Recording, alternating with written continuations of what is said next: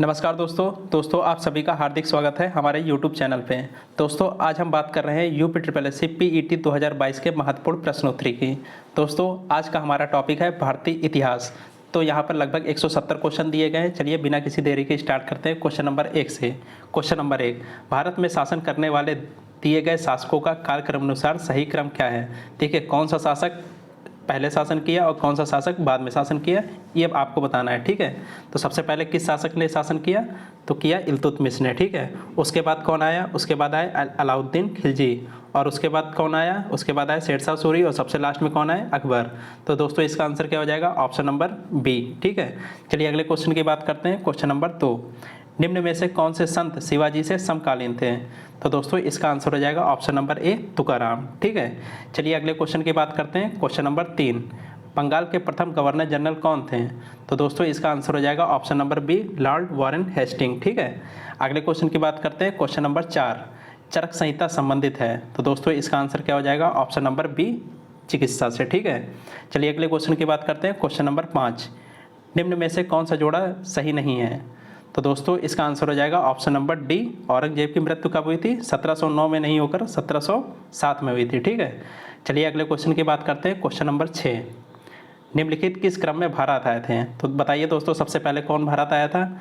सबसे पहले आया था फायान। ठीक है, उसके बाद कौन आया था, उसके बाद आए थे हेनसांग, और सबसे लास्ट में कौन आया था, ये टॉमस रो आए थे। ठीक है, तो दोस्तों इसका आंसर क्या हो जाएगा, ऑप्शन नंबर सी। ठीक है, चलिए अगले क्वेश्चन की बात करते हैं। क्वेश्चन नंबर 7, सिराजुद्दौला किस युद्ध में अंग्रेजों से पराजित हुआ था।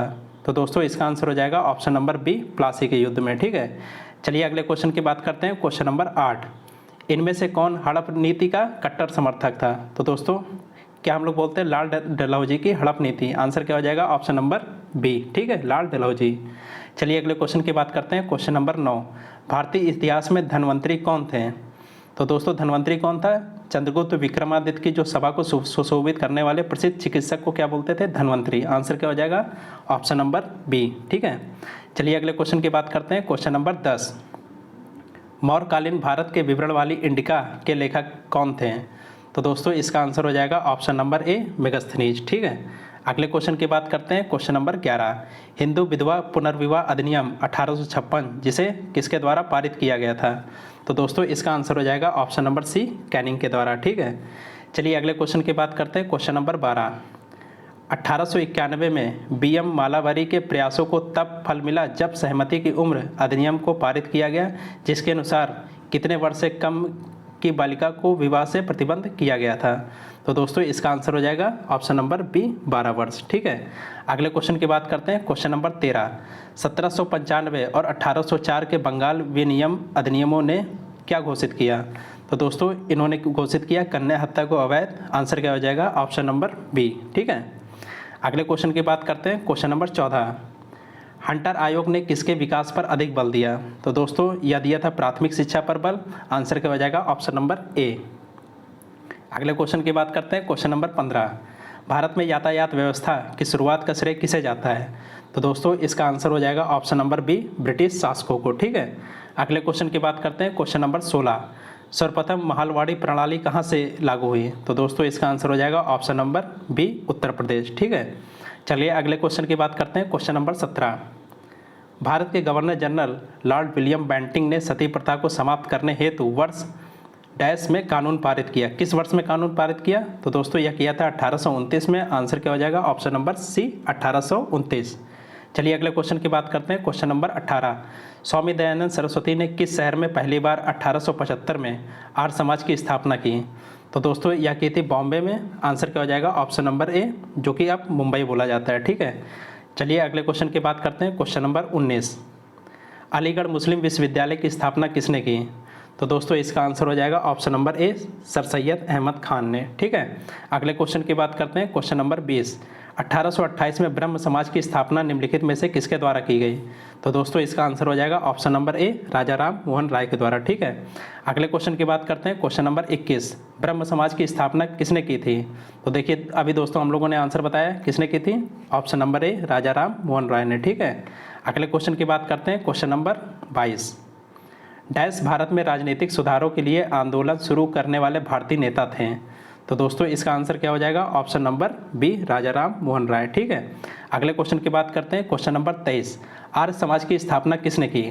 तो दोस्तों इसका आंसर हो जाएगा ऑप्शन नंबर सी, स्वामी दयानंद सरस्वती ने। ठीक है, अगले क्वेश्चन की बात करते हैं। क्वेश्चन नंबर 24, रामकृष्ण मिशन का मुख्यालय कहाँ है? तो दोस्तों इसका आंसर हो जाएगा ऑप्शन नंबर सी, बेल्लूर मठ में। ठीक है, अगले क्वेश्चन की बात करते हैं। क्वेश्चन नंबर 25, स्वामी विवेकानंद द्वारा 1857 में क्या हुआ था? तो दोस्तों क्या हुआ था? रामकृष्ण मिशन की स्थापना हुई थी। तो आंसर क्या हो जाएगा? Option number C. ठीक है, अगले क्वेश्चन की बात करते हैं। क्वेश्चन नंबर 26, कहाँ विश्व धर्म संसद 1893 में स्वामी विवेकानंद ने हिंदू धर्म के बारे में विस्तार से बताया? ठीक है, तो दोस्तों इसका आंसर क्या हो जाएगा? ऑप्शन नंबर बी, शिकागो में। ठीक है, अगले क्वेश्चन की बात करते हैं। क्वेश्चन नंबर 27, हड़प्पा काल का इनमें से कौन सा नगर तीनों भागों से विभाजित था? तो दोस्तों इसका आंसर हो जाएगा ऑप्शन नंबर डी, धौलावीरा। ठीक है, अगले क्वेश्चन की बात करते हैं। क्वेश्चन नंबर 28, मोहनजोदड़ो शब्द का अर्थ क्या है? तो दोस्तों इसका आंसर हो जाएगा माउंट ऑफ द डेथ, यानी कि मृतकों का टीला। आंसर क्या हो जाएगा? Option number B. अगले क्वेश्चन की बात करते हैं। क्वेश्चन नंबर 29, सिंधु घाटी सभ्यता के बारे में इनमें से कौन सा कथन सत्य है? तो दोस्तों इसका आंसर हो जाएगा ऑप्शन नंबर ए, सिंधु घाटी के लोग कपास का उत्पादन करने वाले पहले थे। चलिए ठीक है, अगले क्वेश्चन की बात करते हैं। क्वेश्चन नंबर 30 की, हड़प्पा सभ्यता के एक हिस्से लोथल की खुदाई की खोज किसने की थी? तो दोस्तों इसका आंसर हो जाएगा option number C, S R. Rao ने। ठीक है, अगले क्वेश्चन की बात करते हैं। क्वेश्चन नंबर 31 की, सिंधु सभ्यता में घोड़ों की अस्थियों के अवशेष कहाँ मिले? तो दोस्तों इसका आंसर हो जाएगा ऑप्शन नंबर डी, सुरकोटदा में। ठीक है, अगले क्वेश्चन की बात करते हैं। क्वेश्चन नंबर 32, निम्नलिखित में से कौन सा सिंधु घाटी की सभ्यता से संबंधित नहीं है? तो दोस्तों इसका आंसर हो जाएगा ऑप्शन नंबर सी, पाटलिपुत्र। ठीक है, अगले क्वेश्चन की बात करते हैं। क्वेश्चन नंबर 33, उपनयन समारोह से तात्पर्य क्या है? देखिए दोस्तों, उपनयन समारोह क्या होता है? इसमें बच्चे को पवित्र जनेऊ धारण कराया जाता है। आंसर क्या हो जाएगा? Option number C. ठीक है, अगले क्वेश्चन की बात करते हैं। क्वेश्चन नंबर 34, सत्यमेव जयते महावाक्य कहाँ से उद्धृत है? तो दोस्तों इसका आंसर हो जाएगा ऑप्शन नंबर सी, मुंडक उपनिषद से। ठीक है, अगले क्वेश्चन की बात करते हैं। क्वेश्चन नंबर 35, वेदों के गद्य प्रकरण से क्या कहलाते हैं?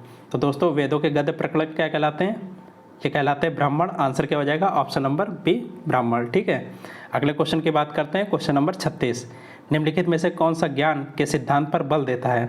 तो दोस्तों इसका आंसर हो जाएगा ऑप्शन नंबर डी, उपनिषद। उपनिषद ज्ञान के सिद्धांत पर बल देते हैं। ठीक है, अगले क्वेश्चन की बात करते हैं। क्वेश्चन नंबर 37, ऋग्वेद में निम्नलिखित में से किस देवता की सर्वाधिक महत्ता का वर्णन है?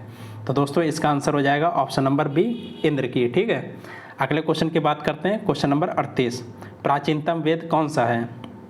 तो दोस्तों इसका आंसर हो जाएगा ऑप्शन नंबर ए, ऋग्वेद। ठीक है, अगले क्वेश्चन की बात करते हैं। क्वेश्चन नंबर 39, निम्नलिखित में से किस भारतीय पुरातन ग्रंथ में अपराध और अपराधी का जिक्र आता है?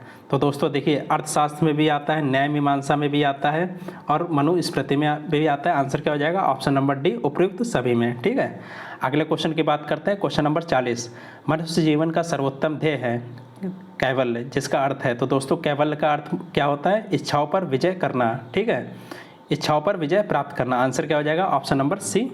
ठीक है, अगले क्वेश्चन की बात करते हैं। क्वेश्चन नंबर 41, 24वें जैन तीर्थंकर या अंतिम तीर्थंकर कौन थे? तो दोस्तों इसका आंसर हो जाएगा ऑप्शन नंबर सी, महावीर स्वामी। ठीक है, अगले क्वेश्चन की बात करते हैं। क्वेश्चन नंबर 42, पहले जैन तीर्थंकर कौन थे?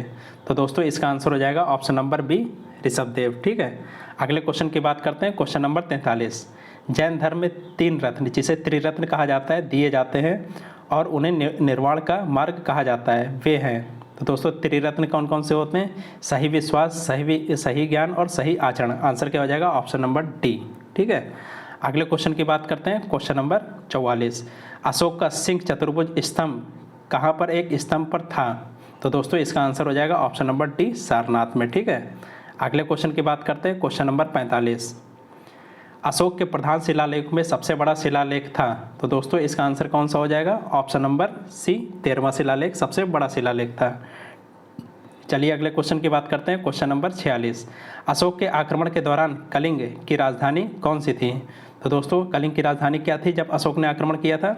ऑप्शन नंबर डी, तोसाती। ठीक है, अगले क्वेश्चन की बात करते हैं। क्वेश्चन नंबर 47, देवानामप्री नाम से किसे जाना जाता है? तो दोस्तों इसका आंसर हो जाएगा ऑप्शन नंबर बी, अशोक को। ठीक है, अगले क्वेश्चन की बात करते हैं। क्वेश्चन नंबर 48, सम्राट अशोक का कौन सा शिलालेख कलिंग पर उसके विजय का उल्लेख करता है? तो दोस्तों इसका आंसर हो जाएगा ऑप्शन नंबर डी, 13वां। ठीक है, अगले क्वेश्चन की बात करते हैं। क्वेश्चन नंबर 49, अशोक के कौन से शिलालेख में ब्राह्मी लिपि का प्रयोग नहीं किया गया? तो दोस्तों इसका आंसर हो जाएगा ऑप्शन नंबर बी, सहबाज कड़ी वाले उसमें शिलालेख में। ठीक है, अगले क्वेश्चन की बात करते हैं। क्वेश्चन नंबर 50, निम्नलिखित में से मौर्य कला का सर्वोत्तम प्रतिमान कौन सा है? तो दोस्तों इसका आंसर हो जाएगा ऑप्शन नंबर ए, स्तंभ। ठीक है, मौर्य काल में सबसे ज़्यादा स्तंभों की निर्माण हुआ। ठीक है, अगले क्वेश्चन की बात करते हैं। क्वेश्चन नंबर 51, निम्नलिखित में से कौन सा अशोक के साम्राज्याधीन नहीं था? तो दोस्तों इसका आंसर हो जाएगा ऑप्शन नंबर डी, कामरूप। ठीक है, अगले क्वेश्चन की बात करते हैं। क्वेश्चन नंबर 52, बृहत स्तूप किस काल से संबंधित है? तो दोस्तों इसका आंसर हो जाएगा ऑप्शन नंबर डी, मौर्य काल से संबंधित है। ठीक है, अगले क्वेश्चन की बात करते हैं। क्वेश्चन नंबर 53, खगोलविद वराहमिहिर और कवि कालिदास किसके दरबार के हिस्सा थे? तो दोस्तों इसका आंसर हो जाएगा ऑप्शन नंबर ए, विक्रमादित्य के। ठीक है, अगले क्वेश्चन की बात करते हैं। क्वेश्चन नंबर 54, विक्रम संवत प्रारंभ हुआ था? तो दोस्तों विक्रम संवत कब प्रारंभ हुआ था? यह हुआ था 57 ईसा पूर्व में। आंसर क्या हो जाएगा? ऑप्शन नंबर ए। ठीक है, अगले क्वेश्चन की बात करते हैं। क्वेश्चन नंबर 55, हर्षवर्धन ने 5 इंडीज को अपने नियंत्रण में लिया, इसमें से कौन सा 5 इंडीज था? तो दोस्तों 5 इंडीज कौन थे? पंजाब, कन्नौज, बंगाल, बिहार और उड़ीसा। आंसर क्या हो जाएगा? Option number B. अगले क्वेश्चन की बात करते हैं। क्वेश्चन नंबर 56, वह स्थल जहां हर्षवर्धन ने बौद्ध महासम्मेलन का आयोजन किया वह कौन सा था? तो दोस्तों वह था प्रयाग। आंसर क्या हो जाएगा? Option number B, Prayag. ठीक है, अगले क्वेश्चन की बात करते हैं। क्वेश्चन नंबर 57, शतपथ ब्राह्मण तथा तैत्तिरीय ब्राह्मण डैश के ब्राह्मण मूल पाठ हैं, किसके मूल पाठ हैं? तो दोस्तों इसका आंसर हो जाएगा ऑप्शन नंबर डी, यजुर्वेद के मूल पाठ हैं। ठीक है, अगले क्वेश्चन की बात करते हैं। क्वेश्चन नंबर 58, ऋग्वेद में निहित गायत्री मंत्र किस देवता को समर्पित है? तो दोस्तों इसका आंसर हो जाएगा ऑप्शन नंबर डी, सावित्री को। ठीक है, अगले क्वेश्चन की बात करते हैं। क्वेश्चन नंबर 59, सर्वाधिक प्राचीन पुराण कौन सा है? तो दोस्तों इसका आंसर हो जाएगा ऑप्शन नंबर ए, मत्स्य पुराण। ठीक है, अगले क्वेश्चन की बात करते हैं। क्वेश्चन नंबर 60, निम्न में से कौन सा उपवेद नहीं है? तो दोस्तों इसका आंसर हो जाएगा ऑप्शन नंबर डी, योगवेद। ठीक है, योगवेद एक उपवेद नहीं है। अगले क्वेश्चन की बात करते हैं। क्वेश्चन नंबर 61, वैदिक देवता इंद्र किसके देवता थे? तो इंद्र को किस देवता के रूप में माना जाता है? वर्षा तथा चक्रवात के देवता के रूप में। आंसर क्या हो जाएगा? Option number C. चलिए अगले क्वेश्चन की बात करते हैं। क्वेश्चन नंबर 62, गौतम बुद्ध ने कहाँ पर धम्म चक्र परिवर्तन का उपदेश दिया? तो दोस्तों इसका आंसर हो जाएगा ऑप्शन नंबर डी, सारनाथ में। ठीक है, अगले क्वेश्चन की बात करते हैं। क्वेश्चन नंबर 63, उस स्थान का नाम बताइए जहां बौद्धों की मान्यता के अनुसार गौतम बुद्ध ने अपनी मृत्यु के बाद परिनिर्वाण प्राप्त किया। तो दोस्तों इसका आंसर हो जाएगा ऑप्शन नंबर बी, कुशीनगर में। ठीक है, अगले क्वेश्चन की बात करते हैं। क्वेश्चन नंबर 64, पाली में बौद्ध ग्रंथों को आमतौर पर त्रिपिटक यानी 3-fold बास्केट कहा जाता है, इनमें से कौन सा त्रिपिटकों में नहीं है? तो दोस्तों इसका आंसर हो जाएगा ऑप्शन नंबर सी, उपासिका पिटक। ये त्रिपिटक में शामिल नहीं है। अगले क्वेश्चन की बात करते हैं। क्वेश्चन नंबर 65, त्रिपिटक निम्नलिखित में से किससे संबंधित है? तो दोस्तों इसका आंसर हो जाएगा ऑप्शन नंबर बी, बौद्ध से। ठीक है, अगले क्वेश्चन की बात करते हैं। क्वेश्चन नंबर 66, भगवान बुद्ध की 200 फीट ऊंची कांस्य प्रतिमा स्थापित करने का निर्णय कहाँ लिया गया? तो दोस्तों इसका आंसर हो जाएगा ऑप्शन नंबर ए, कुशीनगर में। ठीक है, अगले क्वेश्चन की बात करते हैं। क्वेश्चन नंबर 67, बुद्ध को महापरिनिर्वाण यानी कि बुद्ध की मृत्यु कहाँ पर हुई थी? तो दोस्तों इसका आंसर हो जाएगा ऑप्शन नंबर बी, कुशीनगर में। ठीक है, क्या हो जाएगा answer? Option number B, Kushinagar में। चलिए अगले क्वेश्चन की बात करते हैं। क्वेश्चन नंबर 68, किस स्मारक में गौतम बुद्ध ने दुनिया के लिए बौद्ध धर्म के अपने दिव्य प्रचार का प्रचार किया? तो दोस्तों इसका आंसर हो जाएगा ऑप्शन नंबर बी, महाबोधि मंदिर समूह में। ठीक है, अगले क्वेश्चन की बात करते हैं। क्वेश्चन नंबर 69, ज्ञान प्राप्त करने के बाद गौतम को किस रूप में जाने लगा? तो दोस्तों ज्ञान प्राप्त करने के बाद गौतम क्या कहलाए थे? महात्मा बुद्ध कहलाए थे। तो आंसर क्या हो जाएगा? Option number B, Buddha. ठीक है, अगले क्वेश्चन की बात करते हैं। क्वेश्चन नंबर 70, बोध गया एक महत्वपूर्ण बौद्ध तीर्थ केंद्र क्यों है? तो दोस्तों क्यों है? क्योंकि गौतम बुद्ध ने यहाँ पे ज्ञान प्राप्त किया था। ठीक है, आंसर क्या हो जाएगा? Option number B. चलिए अगले क्वेश्चन की बात करते हैं। क्वेश्चन नंबर 71, बुद्ध ने अपना पहला उपदेश कहाँ दिया था? तो दोस्तों बुद्ध ने अपना पहला उपदेश दिया था सारनाथ में। आंसर क्या हो जाएगा? Option number B, Sarnath. अगले क्वेश्चन की बात करते हैं, क्वेश्चन नंबर 72। बौद्धों के लिए उत्तर प्रदेश में स्थित सारनाथ क्यों महत्वपूर्ण है? देखिए अभी हम लोगों ने सारनाथ किस लिए महत्वपूर्ण है, क्योंकि ज्ञान प्राप्त करने के बाद भगवान बुद्ध ने सारनाथ में अपना पहला उपदेश दिया था। आंसर क्या हो जाएगा? Option number D. चलिए अगले क्वेश्चन की बात करते हैं, क्वेश्चन नंबर 73। कन्नौज से पूर्व हर्षवर्धन कहाँ का शासक था? तो दोस्तों कन्नौज से पूर्व हर्षवर्धन शासक था थानेश्वर का। आंसर क्या हो जाएगा? Option number D, Thaneshwar. ठीक है, अगले क्वेश्चन की बात करते हैं, क्वेश्चन नंबर 74। 12वीं शताब्दी के आरंभ में दिल्ली पर किसका शासन था? तो दोस्तों 12वीं शताब्दी के आरंभ में किसका शासन था? तोमर वंश का। आंसर क्या हो जाएगा? ऑप्शन नंबर ए, तोमर वंश। ठीक है, अगले क्वेश्चन की बात करते हैं, क्वेश्चन नंबर 75। जयचंद के विश्वासघात के कारण पृथ्वीराज चौहान की पराजय हुई। कालांतर में जयचंद कहाँ और कब मारा गया? तो दोस्तों इसका आंसर हो जाएगा ऑप्शन नंबर सी, कन्नौज में 1194 में। ठीक है, अगले क्वेश्चन की बात करते हैं, क्वेश्चन नंबर 76। निम्न में से कौन से वंश ने भारत के दक्षिण भाग पर शासन नहीं किया है? तो दोस्तों इसका आंसर हो जाएगा ऑप्शन नंबर सी, राजपूत वंश ने। ठीक है, अगले क्वेश्चन की बात करते हैं, क्वेश्चन नंबर 77।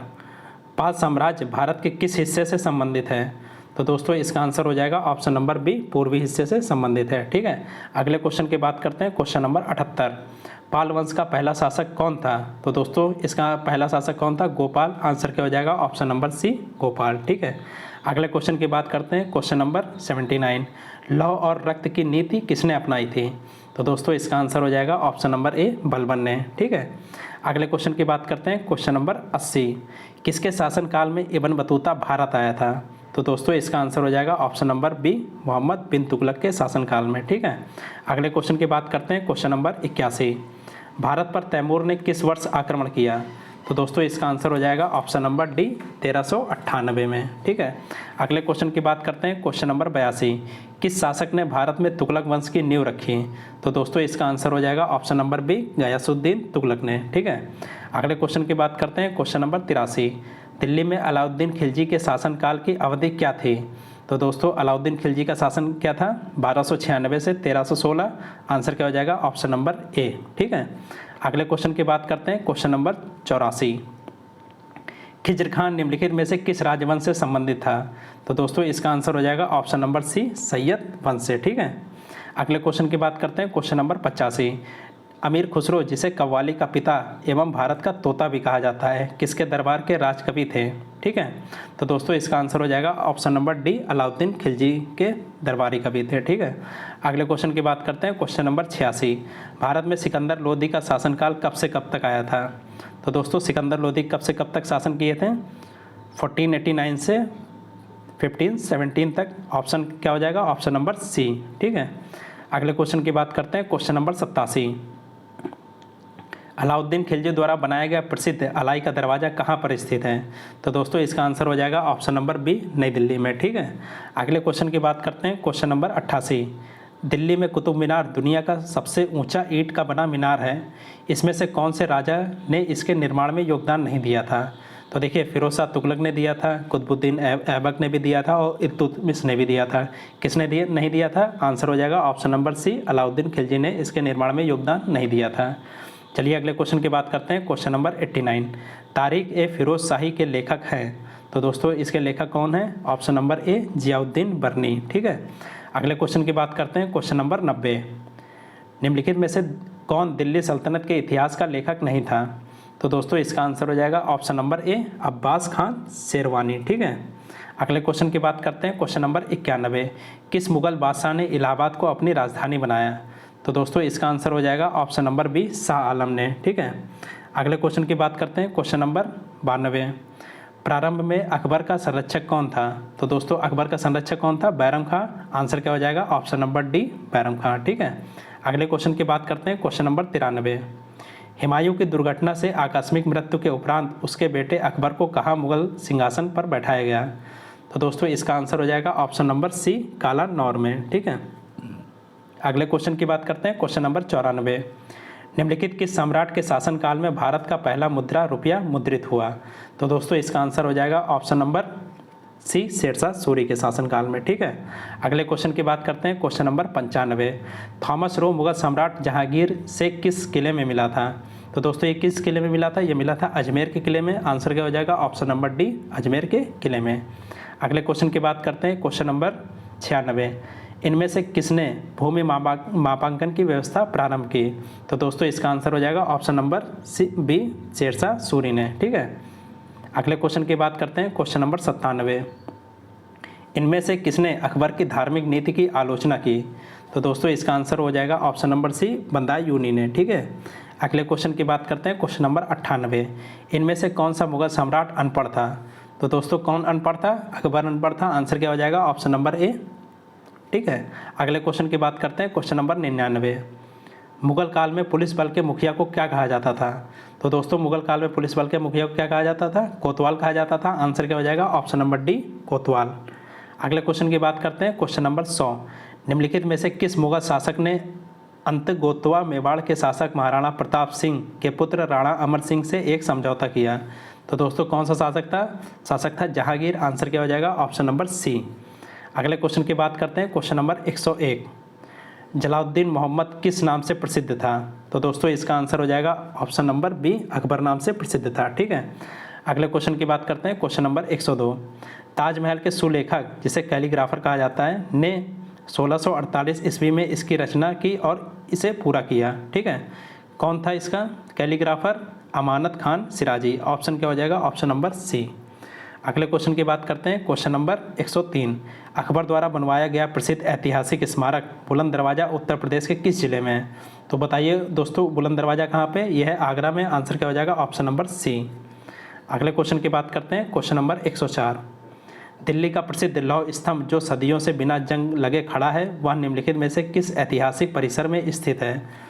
तो दोस्तों इसका आंसर हो जाएगा ऑप्शन नंबर सी, कुतुब मीनार परिसर में। ठीक है, अगले क्वेश्चन की बात करते हैं, क्वेश्चन नंबर 105। प्रसिद्ध चित्रकार मीर सैयद अली चित्रकारी हेतु किस मुगल शासक के सहयोगी थे? तो दोस्तों इसका आंसर हो जाएगा ऑप्शन नंबर डी, हुमायूं के। ठीक है, अगले क्वेश्चन की बात करते हैं, क्वेश्चन नंबर 106। बुलंद दरवाज़ा किसके द्वारा बनवाया गया था? तो बताइए, बुलंद दरवाज़ा बनवाया गया था अकबर के द्वारा। आंसर क्या हो जाएगा? Option number B. अगले क्वेश्चन की बात करते हैं, क्वेश्चन नंबर 107। पंचमहल किससे संबंधित है? तो दोस्तों पंचमहल किस में स्थित है? कहाँ पे स्थित है? यह है फतेहपुर सीकरी में। आंसर क्या हो जाएगा? Option number C, Fatehpur Sikri. अगले क्वेश्चन की बात करते हैं, क्वेश्चन नंबर 108। निम्न में से किस शासक की मृत्यु उसके पुस्तकालय की सीढ़ियों से गिरकर हुई? तो दोस्तों इसका आंसर हो जाएगा ऑप्शन नंबर डी, हुमायूं की। ठीक है, अगले क्वेश्चन की बात करते हैं, क्वेश्चन नंबर 109। किस वर्ष बाबर ने सुल्तान इब्राहिम लोदी को पानीपत की लड़ाई में पराजित किया? तो दोस्तों कौन सा सन था? ये था 1526 ईस्वी में। ठीक है, अगले क्वेश्चन की बात करते हैं, क्वेश्चन नंबर 110। निम्नलिखित में से किस मुगल सम्राट द्वारा आगरा के किले का निर्माण किया गया? तो दोस्तों इसका आंसर हो जाएगा ऑप्शन नंबर बी, अकबर के द्वारा। ठीक है, अगले क्वेश्चन की बात करते हैं, क्वेश्चन नंबर 111। मुगल शासन के दौरान एक कोतवाल की सही भूमिका क्या थी? तो दोस्तों कोतवाल की भूमिका क्या थी? कानून और व्यवस्था बनाए रखना। आंसर क्या हो जाएगा? Option number D. अगले क्वेश्चन की बात करते हैं, क्वेश्चन नंबर 112। बिहार राज्य के सासाराम शहर में निम्नलिखित किस प्राचीन सम्राट का मकबरा है? तो दोस्तों इसका आंसर हो जाएगा option number C, Sher Shah Suri का मकबरा है। अगले क्वेश्चन की बात करते हैं, क्वेश्चन नंबर 113। मुगल वंश के पहले सम्राट बाबर ने अपने देसी भाषा चदगाई तुर्की में अपनी आत्मकथा लिखी। इस पुस्तक का नाम क्या है? तो दोस्तों इसका नाम क्या है? इसका नाम है बाबरनामा। आंसर क्या हो जाएगा? Option number B, Baburnama. ठीक है, अगले क्वेश्चन की बात करते हैं, क्वेश्चन नंबर 114। भारत में जहांगीर का शासनकाल क्या था? तो बताइए जहांगीर ने कब से कब तक शासन किया? तो दोस्तों जहांगीर ने किया 1605 ईस्वी से 1627 ईस्वी तक। आंसर क्या हो जाएगा? ऑप्शन नंबर ए। चलिए अगले क्वेश्चन की बात करते हैं, क्वेश्चन नंबर 115। वह कौन सा स्थान है जहां पर अंतिम मुगल सम्राट बहादुर शाह जफर की मृत्यु हुई? तो दोस्तों बहादुर शाह जफर की मृत्यु कहाँ पे हुई? रंगून में हुई। आंसर क्या हो जाएगा? ऑप्शन नंबर ए। ठीक है, अगले क्वेश्चन की बात करते हैं, क्वेश्चन नंबर 116। पहला कठपुतली मुगल सम्राट कौन था? तो दोस्तों इसका आंसर हो जाएगा ऑप्शन नंबर ए, जहांदार शाह। ठीक है, अगले क्वेश्चन की बात करते हैं, क्वेश्चन नंबर 117। विश्व प्रसिद्ध मोर सिंहासन का निर्माण और उसकी लाल किले में स्थापना निम्न में से किस मुगल शासक ने करवाई थी? तो दोस्तों इसका आंसर हो जाएगा ऑप्शन नंबर ए, शाहजहां ने। ठीक है, अगले क्वेश्चन की बात करते हैं, क्वेश्चन नंबर 118। अकबर के दरबार में प्रसिद्ध कवि थे? तो दोस्तों अकबर के दरबार में प्रसिद्ध कवि कौन थे? रहीम खान थे। आंसर क्या हो जाएगा? ऑप्शन नंबर सी, रहीम खान। ठीक है, अगले क्वेश्चन की बात करते हैं, क्वेश्चन नंबर 119। अकबर के नवरत्न के बारे में इनमें से कौन सा सही ढंग से मेल नहीं खाता? तो बताइए दोस्तों कौन सा सही ढंग से मेल नहीं खाता? देखिए अबुल फजल, अकबर के वजीर थे, अकबरनामा के लेखक थे, ठीक है। राजा मान सिंह क्या थे? अकबर के वित्त मंत्री थे, ये गलत है। तो आंसर क्या हो जाएगा? ऑप्शन नंबर बी, ठीक है। अगले क्वेश्चन की बात करते हैं, क्वेश्चन नंबर 120। औरंगजेब का पुत्र था, औरंगजेब किसका पुत्र था? तो बताइए दोस्तों, औरंगजेब था शाहजहां का पुत्र। आंसर क्या हो जाएगा? Option number D. अगले क्वेश्चन की बात करते हैं, क्वेश्चन नंबर 121। पानीपत का द्वितीय युद्ध किसके बीच में लड़ा गया? तो बताइए, पानीपत का द्वितीय युद्ध किसके बीच में लड़ा गया? ये लड़ा गया अकबर और हेमू के बीच में। आंसर क्या हो जाएगा? Option number B. अगले क्वेश्चन की बात करते हैं, क्वेश्चन नंबर 122। इसमें से कौन सा मुगल बादशाह शराब को छूता तक नहीं था? तो दोस्तों बताइए, इसका आंसर क्या हो जाएगा? इसका आंसर हो जाएगा ऑप्शन नंबर डी, औरंगजेब, ठीक है। अगले क्वेश्चन की बात करते हैं, क्वेश्चन नंबर 123। निम्नलिखित में से कौन सा युग्म सही नहीं है? तो दोस्तों इसका आंसर हो जाएगा ऑप्शन नंबर डी, हुमायूं का मकबरा इलाहाबाद में नहीं है, ठीक है। अगले क्वेश्चन की बात करते हैं, क्वेश्चन नंबर 24। आईने अकबरी किसने लिखा? तो दोस्तों आईने अकबरी के लेखक कौन है? अबुल फजल। आंसर क्या हो जाएगा? Option number C. अगले क्वेश्चन की बात करते हैं, क्वेश्चन नंबर 125। निम्नलिखित में से कौन सा सुमेलित नहीं है? तो बताइए दोस्तों, कौन सा सुमेलित नहीं है? देखिए ऑप्शन, इसका कौन सा सही हो जाएगा? ऑप्शन नंबर सी, हुमायूं नामा के लेखक हुमायूं नहीं है, ये है गुलबदन बेगम, ठीक है। तो दोस्तों इसका आंसर क्या हो जाएगा? Option number C. चलिए अगले क्वेश्चन की बात करते हैं, क्वेश्चन नंबर 126। हुमायूं नामा के लेखक कौन थे? देखिए अभी अभी हमने बताया हुमायूं नामा के लेखक कौन थे। इसका आंसर हो जाएगा ऑप्शन नंबर बी, गुलबदन बेगम, ठीक है। अगले क्वेश्चन की बात करते हैं, क्वेश्चन नंबर 127। अकबरनामा के प्रसिद्ध लेखक कौन थे?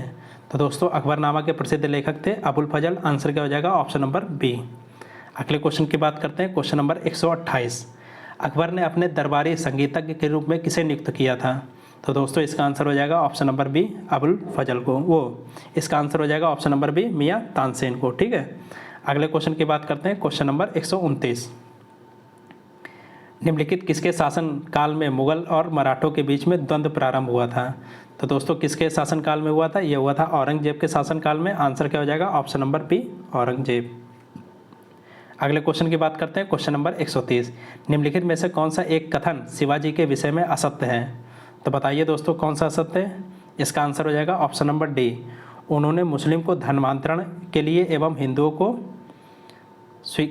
हिंदू धर्म स्वीकार करने के लिए विवश किया। ये सरासर गलत है, ठीक है। अगले क्वेश्चन की बात करते हैं, क्वेश्चन नंबर 131। किस मुगल सेना नायक के साथ शिवाजी ने पुरंदर की संधि जो कि 1665 में हुई थी पर हस्ताक्षर किए? तो दोस्तों इसका आंसर हो जाएगा ऑप्शन नंबर ए, जयसिंह के साथ, ठीक है। अगले क्वेश्चन की बात करते हैं, क्वेश्चन नंबर 132। निम्नलिखित में से कौन सा एक अधिकारी शिवाजी के नागरिक प्रशासन में अष्टप्रधान के अंतर्गत नहीं था? तो दोस्तों इसका आंसर हो जाएगा ऑप्शन नंबर डी, कोतवाल, ठीक है। अगले क्वेश्चन की बात करते हैं, क्वेश्चन नंबर 133। औरंगजेब की मृत्यु के समय मराठा नेतृत्व किसके हाथों में थी? तो दोस्तों इसका आंसर हो जाएगा ऑप्शन नंबर डी, ताराबाई के हाथों में, ठीक है। अगले क्वेश्चन की बात करते हैं, क्वेश्चन नंबर 134।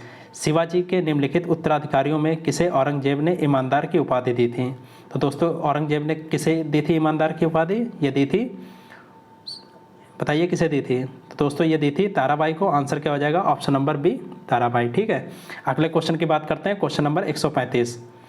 निम्न में से किसको देशमुख, पाटिल और नायक के नाम से पुकारा जाता था? तो दोस्तों इसका आंसर हो जाएगा ऑप्शन नंबर बी, स्वतंत्र सरदार को, ठीक है। अगले क्वेश्चन की बात करते हैं, क्वेश्चन नंबर 136। शिवाजी के समय सरनोबत का पद संबद्ध था। तो बताइए इसका आंसर क्या हो जाएगा? इसका आंसर हो जाएगा ऑप्शन नंबर डी, सैन्य प्रशासन से। अगले क्वेश्चन की बात करते हैं, क्वेश्चन नंबर 137। किस वर्ष ईस्ट इंडिया कंपनी के जहाज़ों ने सूरत के पास स्थित स्वाली एक्चुरी में पुर्तगालियों को पराजित किया था?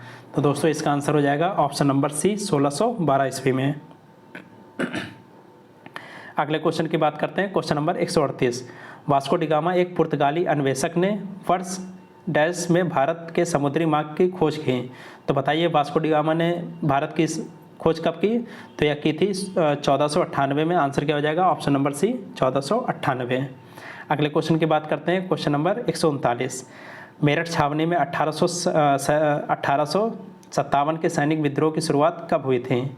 तो दोस्तों इसकी शुरुआत कब हुई थी? इसकी शुरुआत हुई थी 10 मई 1857 में। आंसर क्या हो जाएगा? ऑप्शन नंबर सी, 10 मई 1857। अगले क्वेश्चन की बात करते हैं, क्वेश्चन नंबर 140।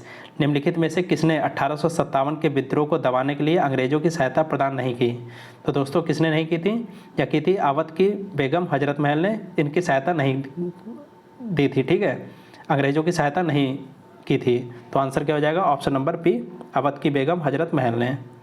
अगले क्वेश्चन की बात करते हैं, क्वेश्चन नंबर 141।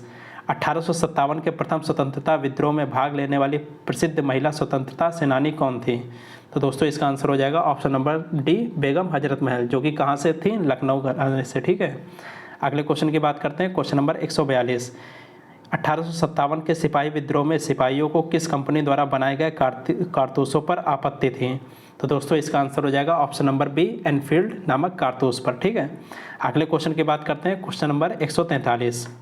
निम्नलिखित में से किन्होंने 1857 के सिपाही विद्रोह को विद्रोह नहीं कहा? तो दोस्तों इसका आंसर हो जाएगा option number B, Karl Marx ने, ठीक है। अगले क्वेश्चन की बात करते हैं, क्वेश्चन नंबर 144।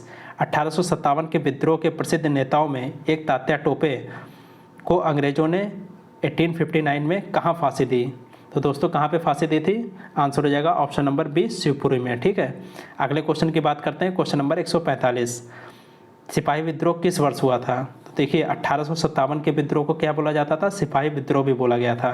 तो ये कब हुआ था? 1857 में। आंसर क्या हो जाएगा? Option number B. अगले क्वेश्चन की बात करते हैं, क्वेश्चन नंबर 146। किस वर्ष ब्रिटिश सरकार ने भारत में सरकार की संरचना के कुछ सुधारों की घोषणा की, जिन्हें मार्ले मिंटो सुधार के नाम से भी जाना जाता है? तो बताइए मार्ले मिंटो सुधार कब हुआ था? यह हुआ था 1909 ईस्वी में। आंसर क्या हो जाएगा? Option number B. अगले क्वेश्चन की बात करते हैं, question number 147। East India Company ने किस वर्ष में कलकत्ता में सर्वोच्च न्यायालय की स्थापना की? तो दोस्तों इसका आंसर हो जाएगा ऑप्शन नंबर सी, 1773 ईस्वी में, ठीक है। अगले क्वेश्चन की बात करते हैं, क्वेश्चन नंबर 148। भारत में पहली रेलगाड़ी किस वर्ष और किन दो स्थानों के बीच में चली थी? तो दोस्तों इसका आंसर हो जाएगा ऑप्शन नंबर सी, 1853 में मुंबई से ठाणे के मध्य, ठीक है। अगले क्वेश्चन की बात करते हैं, क्वेश्चन नंबर 149। भारत में पहली जनगणना किस वर्ष हुई थी? तो दोस्तों यह हुई थी 1872 ईस्वी में। आंसर क्या हो जाएगा? Option number B. अगले क्वेश्चन की बात करते हैं, क्वेश्चन नंबर 150। 1866 में भारत के संदर्भ में चर्चा करने और भारतीय कल्याण को बढ़ावा देने के लिए ब्रिटिश सार्वजनिक अधिकारों को प्रभावित करने के लिए लंदन में ईस्ट इंडिया एसोसिएशन का आयोजन किसने किया? तो दोस्तों इसका आंसर हो जाएगा ऑप्शन नंबर ए, दादा भाई नौरोजी ने लंदन में ईस्ट इंडिया एसोसिएशन का आयोजन किया था। अगले क्वेश्चन की बात करते हैं, क्वेश्चन नंबर 151। निम्नलिखित में से कौन सी प्रणाली भारत में ब्रिटिश शासन के दौरान भूमि राजस्व प्रणाली से संबंधित नहीं थी? तो देखिए जमींदारी भूमि राजस्व प्रणाली से संबंधित थी, महालवाड़ी भी थी, रैयतवाड़ी भी थी, कौन सी नहीं थी? आंसर हो जाएगा ऑप्शन नंबर सी, दस्तक नहीं थी, ठीक है। अगले क्वेश्चन की बात करते हैं, क्वेश्चन नंबर 152। 1764 में ब्रिटिश ईस्ट इंडिया कंपनी द्वारा स्थापित भारत का पहला डाकघर निम्नलिखित में से किस स्थान पर था? तो दोस्तों इसका आंसर हो जाएगा ऑप्शन नंबर डी, बॉम्बे, जो कि अब मुंबई नाम से जाना जाता है, ठीक है। अगले क्वेश्चन की बात करते हैं, क्वेश्चन नंबर 153। दक्षिण भारत के किस राजा ने वर्ष 1741 में कोलाचेल की लड़ाई में डच ईस्ट इंडिया कंपनी को परास्त किया? तो दोस्तों इसका आंसर हो जाएगा option number C, Marthanda Varma ने, ठीक है। अगले क्वेश्चन की बात करते हैं, क्वेश्चन नंबर 154। अंग्रेजों के खिलाफ भारतीय सैनिकों द्वारा पहला बड़े पैमाने पर विद्रोह वेल्लोर विद्रोह किस वर्ष हुआ? तो बताइए वेल्लोर विद्रोह किस वर्ष हुआ? तो इसका आंसर हो जाएगा ऑप्शन नंबर डी, 1813 में, ठीक है। अगले क्वेश्चन की बात करते हैं, क्वेश्चन नंबर 155। किस वर्ष में ईस्ट इंडिया कंपनी ने रणजीत सिंह के साथ अमृतसर की पहली संधि पर हस्ताक्षर किए? तो दोस्तों इसका आंसर हो जाएगा ऑप्शन नंबर डी, 1809 ईस्वी में। अगले क्वेश्चन की बात करते हैं, क्वेश्चन नंबर 156। बक्सर के युद्ध के बाद ईस्ट इंडिया कंपनी मुगल सम्राट को प्रतिवर्ष कितने का भुगतान करने के लिए सहमत हुई? तो दोस्तों कितने का भुगतान करने के लिए सहमत हुई? 26 लाख का। आंसर क्या हो जाएगा? ऑप्शन नंबर बी, 26 लाख, ठीक है। अगले क्वेश्चन की बात करते हैं, क्वेश्चन नंबर 157। निम्नलिखित में से कौन सा पुर्तगाली उपनिवेश नहीं था? तो दोस्तों इसका आंसर हो जाएगा ऑप्शन नंबर सी, मछलीपट्टनम पुर्तगाली उपनिवेश नहीं था। अगले क्वेश्चन की बात करते हैं, क्वेश्चन नंबर 158। भारत में काजू का प्रथम परिचय किन लोगों ने कराया? तो बताइए काजू का प्रथम परिचय किन लोगों ने कराया? तो इसका आंसर हो जाएगा ऑप्शन नंबर डी, पुर्तगालियों ने, ठीक है। अगले क्वेश्चन की बात करते हैं, क्वेश्चन नंबर 159। पहली डेनिश ईस्ट इंडिया कंपनी ने अपना परिचालन किस वर्ष शुरू किया? तो दोस्तों इसका आंसर हो जाएगा ऑप्शन नंबर ए, 1616 ईस्वी में। अगले क्वेश्चन की बात करते हैं, क्वेश्चन नंबर 160। बक्सर के युद्ध के बाद किसने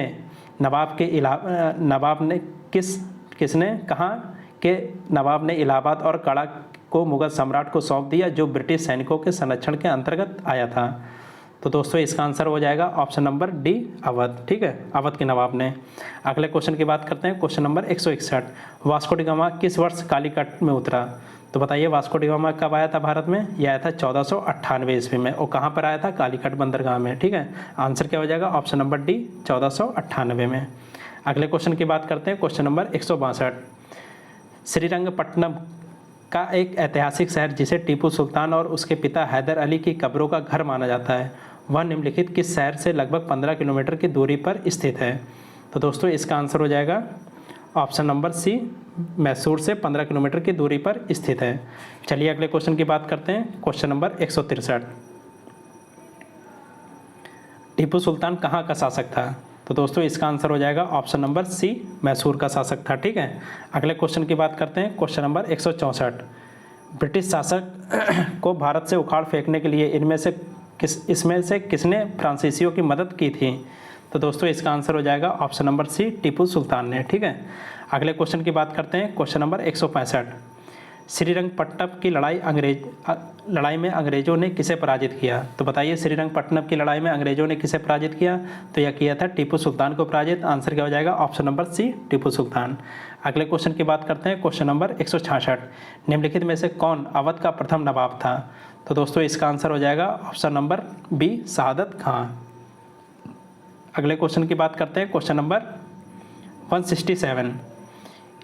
इनमें से किस लड़ाई में अंग्रेजों ने बंगाल के नवाब सिराजुद्दौला को हराया था? तो दोस्तों इसका आंसर हो जाएगा ऑप्शन नंबर ए, 1757 की लड़ाई में, जो कि प्लासी की लड़ाई कहलाती है। ठीक है, अगले क्वेश्चन की बात करते हैं, क्वेश्चन नंबर 168। प्लासी का युद्ध कब लड़ा गया? देखिए अभी पिछले क्वेश्चन में बताया था 1757 में। ठीक है, आंसर क्या हो जाएगा? Option number B. अगले क्वेश्चन की बात करते हैं, क्वेश्चन नंबर 169। प्लासी की लड़ाई अंग्रेजों और किसके बीच में लड़ी गई? तो देखिए अभी हम लोगों ने इसका आंसर पढ़ा था 1757 में अंग्रेजों और सिराजुद्दौला के मध्य लड़ी गई। ठीक है, आंसर क्या हो जाएगा? Option number A, Sirajuddaula. ठीक है दोस्तों, चलिए दोस्तों, अगर आपको ये सही लगा हो तो चैनल को सब्सक्राइब कर लीजिए। ठीक है, धन्यवाद।